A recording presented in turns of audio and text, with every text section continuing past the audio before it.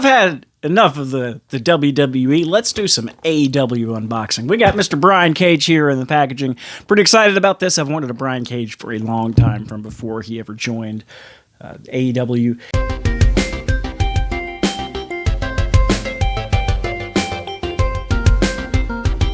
This isn't the best. It isn't really exactly what I wanted. The head sculpts are a little bit weird, but I'm pretty excited about it still. So let's go ahead and get him open and take a look here. You got him screaming all crazy on the front there. He should really be a much bigger deal in AEW than he is. I hope he ends up going to WWE and getting some time there if Vince stays away from creative. Which I don't think is very likely. But let's get this guy open. Let's be positive. That's what we're here for.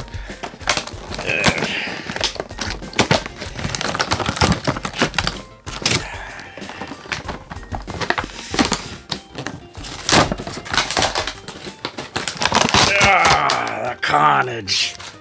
Get rid of that. Get rid of that. Coming out into his inner bubble here. He does have an extra head sculpt as well as 2 extra hand sculpts. He has weird, kind of grippy hands already on him. And then regular grippy hands. That's weird. It's weird to me when they don't give him fists. I don't understand that. But we'll go ahead and pop the hands out here first, as we always like to do. We'll put those with the other hands. We'll pop out his little head sculpt here, give you a kind of a quick look at that, so you can see how. I mean, it's got some pretty good detail. It's just, I don't know, it's lacking somehow. It doesn't really capture his essence. The sculpt of the chops looks a lot better than I thought, because in the pictures online it kind of just looked like they were painted on there, but they're sculpted, at least in this head sculpt. So let's pop out the figure himself. Here he is.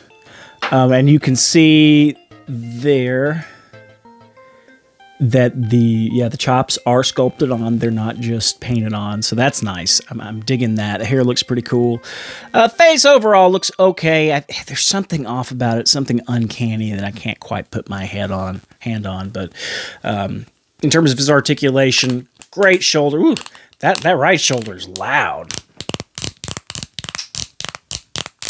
That's a little weird, but it works fine. It moves fine. It's not something that looks like it's going to hinder its playability. The double jointed elbows, knees. He's got the big beefy man torso. Moves just fine. It's got, again, 2 different materials. That's just a terrible idea, Jazwares.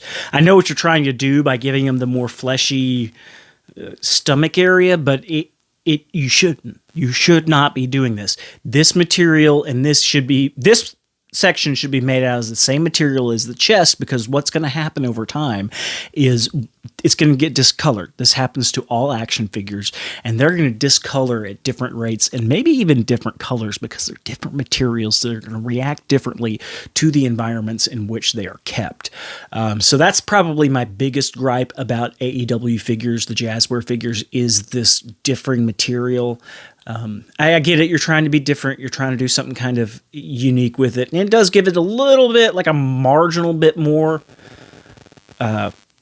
posability, like a marginal bit more than, say, a Ultimate Edition, because the Ultimate Edition have torsos like this instead of the ab crunch. They've got the kind of rotatable ball joint in there, which you can actually pop them out of real easily. They just pop right off. So that's kind of cool. I like that. I like the modularity. His shorts, okay. A little bit off center there. Not the best paint job. Some pretty okay detail though. The cuffs or wrist guards or whatever look a lot better. I like those really well, because they're pretty symmetrical. Front of the crotch piece is a little bit more symmetrical than the back, and then of course he's got the boots on here, which are symmetrically designed in terms of color and design themselves. I like him. I do. When I do get back into the comic, I hope I'm able to find a really good place for this guy, because I'd like to feature him a lot. I think he's just a fun character. He's a big beast of a man, but he's got kind of a fun personality. I dig that. I hope we get to see more of him. But we're going to take him over to the light box, take a quick little look at him as we go over our final thoughts. I think I finally understand Brian Cage's hands. He's doing the Italian pinched hands gesture. He just is really pleased with everything. I mean, aside from the head sculpt on this guy and the strange hand collection, which I don't really get, it's a solid figure. It does have the same drawbacks that a Jazwares figures does, which includes the different materials for the abs and the rest of the figure. Or it feels like the arms might be a different color or different texture from the chest as well, now that I kind of check it out. But yeah, I don't like that because they're going to discolor at different rates, and over time it's going to really stick out, where if they were the same material, they would still discolor, but it'd be at pretty similar rates, so it wouldn't stand out, it wouldn't look tacky, it wouldn't look contrasty on the figure itself, where the way it is now, it might end up looking mottled and just kind of sloppy. So that stinks, but it is a Brian Cage figure. The mutton chops are sculpted on. They are not painted on, which is what I was scared of. The gear looks fine. It looks good. He's got the big, bulky body type, so that's all fantastic. A big, beefy boy for our collection, and I always like a good, beefy boy for my collection. But I hope this gave you an idea as to whether or not this one's one you want to add to your collection, and I hope you keep collecting the way you like to collect, whether that's keeping your figures mock, opening for display or for play. However you like to do it is the right way to do it. If anybody else tells you otherwise, tell them I'm going to send Brian Cage over to their house to shove the Havoc staff somewhere it's uncomfortable. Till next time, I'm John Finn. I can barely fit my thumbs up in here, and I'm out.